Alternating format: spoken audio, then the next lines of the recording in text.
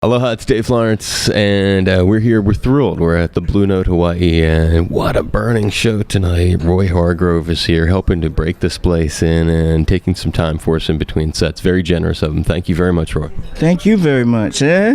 It's good to be talking to you, and what a thrill to be playing here. How's this venue? You've been all over the world and to other Blue Notes, no doubt. This is a nice one. It's new. Nice feeling tonight? Oh, man, this one is really nice, mainly because, it's so comfortable here, being on the beach in the nice weather, and whenever you can get into some comfortable, natural surroundings, it's always good for the music, so I'm just glad we're blessed. It's a great accompaniment for the music, and I was reading a little bit about you, and I was seeing how your parents credited with discovering your musical ability and talents in you early on. I was hoping you could share some stories of maybe that discovery, the way you remember it happening. My dad collected a lot of records, and he had a good ear for knowing what was going to be like the next big thing, so to speak. So people would used to come to our house to see what we had in his collection, so they would know what to go buy. We had a place in Dallas called the Sound Warehouse, and every weekend he'd go get like a couple of records, and people would come over our house to see what we had. So ever since I was probably old enough to speak, I was kind of into music, even by osmosis. Back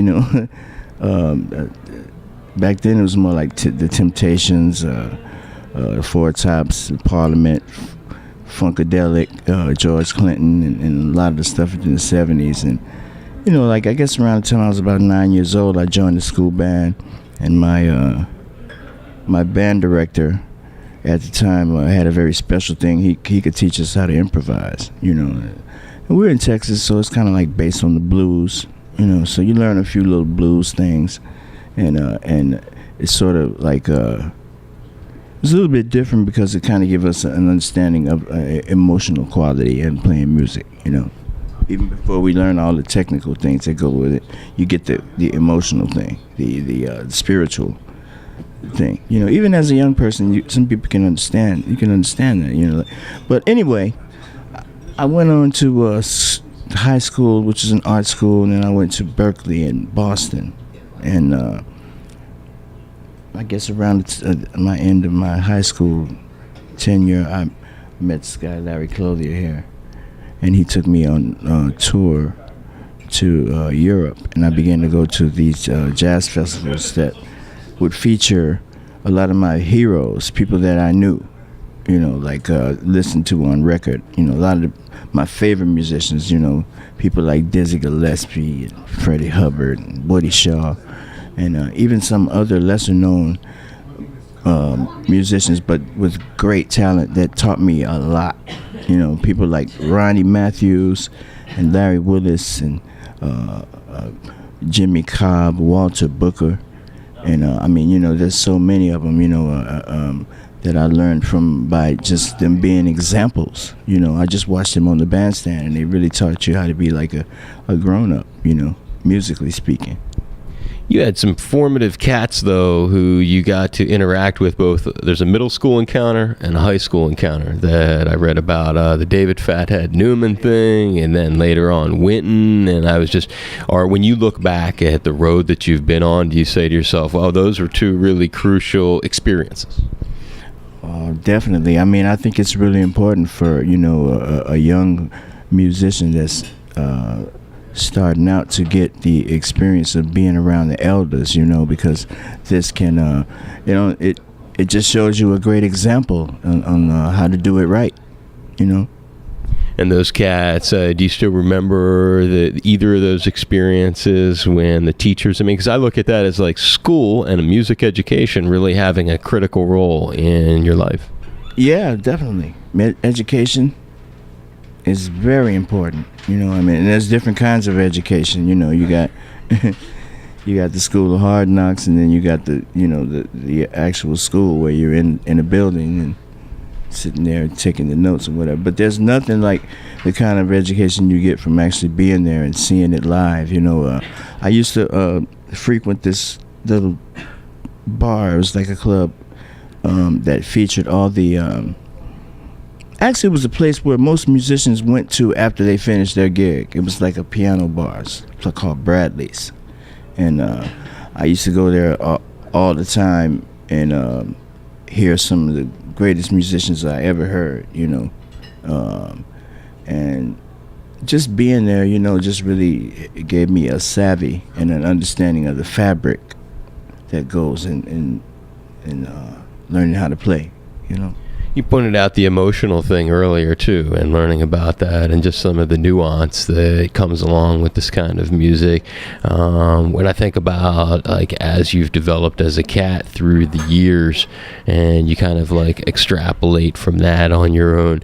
Extrapolate? Yeah. Did you say extrapolate? What's that mean? Extrapolate. It's like to take from and then develop on past that. It's like a development word, to take one thought and then from that we derive another thought, sort of thing. And so when I think about this evolution in your life and the places that it's gotten to take you, I know Dizzy was another one that I read was early on, and that high school experience helped get you there. Dizzy's great, man. He was the greatest.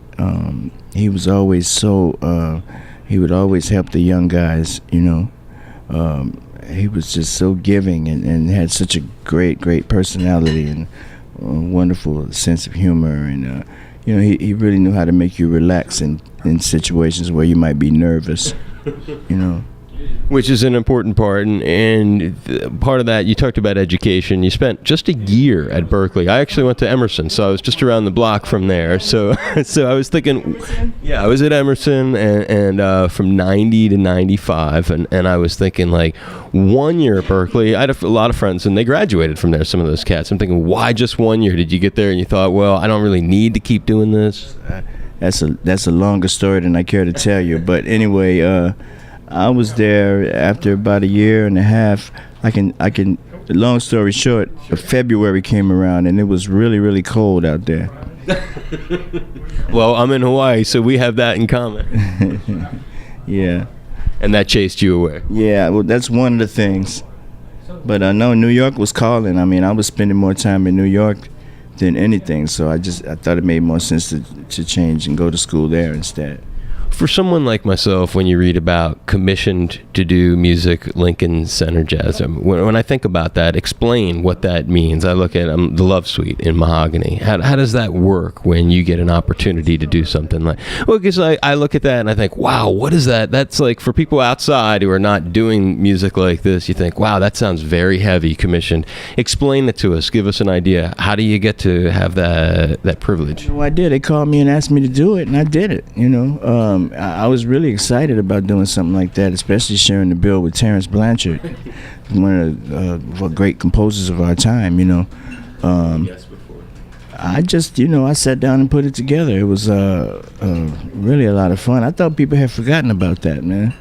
And so, on your own, it's just they say again. Is there a video of it somewhere? I would like to see a video of it, but it just makes me think, that's a pretty prestigious thing, no? Yeah, of course. I was glad to do that. How long does it take to do something like that? For me, it was, I don't know, it took a couple of days. It doesn't take me long to write, If I can get some paper somewhere, I can write pretty fast, Something like that, it was just a matter of me putting together the right musicians for it. And at that time, I think we had it was Jesse Davis and Ron Blake and who else was there, man? Greg Hutchinson, Mark Carey, Rodney Whitaker, and my homeboy Andre Hayward on trombone. Yeah, that was a lot of fun, actually. I remember that. I still have the flyer to that in a nice frame. I'd frame that too if that had been mine. When you talk about names and cats that you've gotten to work with, as we go to wrap it up with you, 'cause your time is very valuable. A guy that was really in Boston. I mentioned I was in Boston too. I used to go to Scullers. I used to go to the Regatta Bar. All these places. I'm sure that you've played many times. Fred Taylor over at Scullers, a great guy. I think of Chucho Valdez, and I remember how privileged I was to get to see him in the Regatta Bar. How excited I was, and I think wow, it's a whole different culture. whole different vibe. Everything's changing now too with Cuba, so it's a real revolution there. What led to that? And talk a little bit about like what got you interested and any stories you got of working with the legendary Irakere master Chucho Valdez. Man, we went to Cuba the first time was in 1995, and by invitation of Chucho, he brought us down there and really rolled out the red carpet for us, man. It was really it was a very special time, you know. And I heard some incredible musicians there. Not only just musicians, I mean, I just got to see some really great art, you know, in all different areas, you know. These people that I got a chance to meet were multifaceted in their expressions, you know. I met this one guy. He was a trumpet player, and he also played harp, violin, or something like that. And then there was another guy who was a visual artist, and he could dance. And I mean, there was just all kinds of things going on up there. I mean, on a level of virtuoso, you know. A lot of these musicians were incredible that I heard there. Anyway, Chucho invited us there for the jazz festival, and at that time, I think it was just my group and Steve Coleman were the only two American groups at that particular festival. And we went there, and man, it was just astounding. Really blew me away. So then we made this recording. First we went to a place called Casa de la Musica in Havana, and then we went to Italy, the Teatro Mancinelli, and made the recording with a group that featured like the front line of myself, Gary Bartz, Frank Lacy, and David Sanchez. And the rhythm section was kind of a mixture of guys from Cuba and from New York. Chucho was there, of course, and the great Changuito, Miguel Angá Diaz, Horacio Negro Hernandez, and John Hicks was also there, and Idris Muhammad. So it was quite a band. And Russell Malone was also there. Yeah. You got good memory. Yeah. Well, yeah, we set up in the theater and recorded basically kind of the live thing for the whole time we were there. Some of it was taken from some of the live shows, and some of it was just like, you know. Oh, Johnny Griffin. Was Johnny Griffin on that?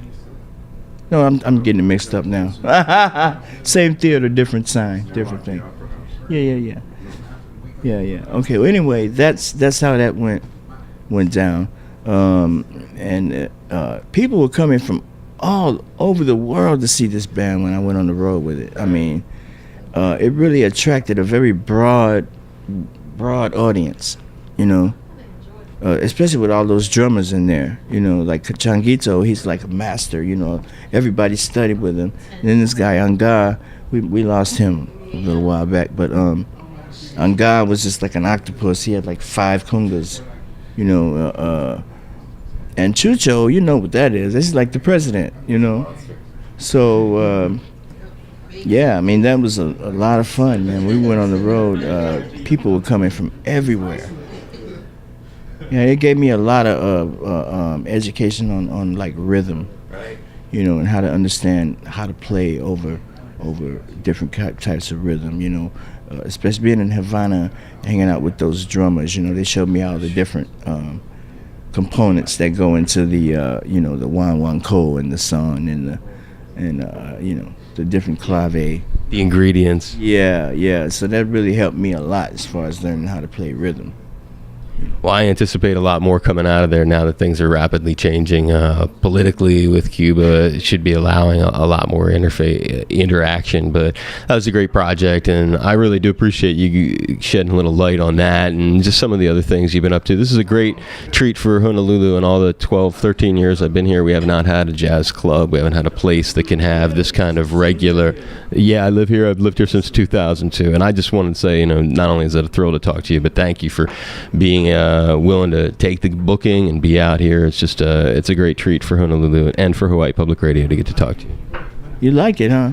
Oh, I like it. I loved your set, and just thrilled that it's kind of, I can get lost and really think when you're playing. Oh, thanks, man. Thanks a lot.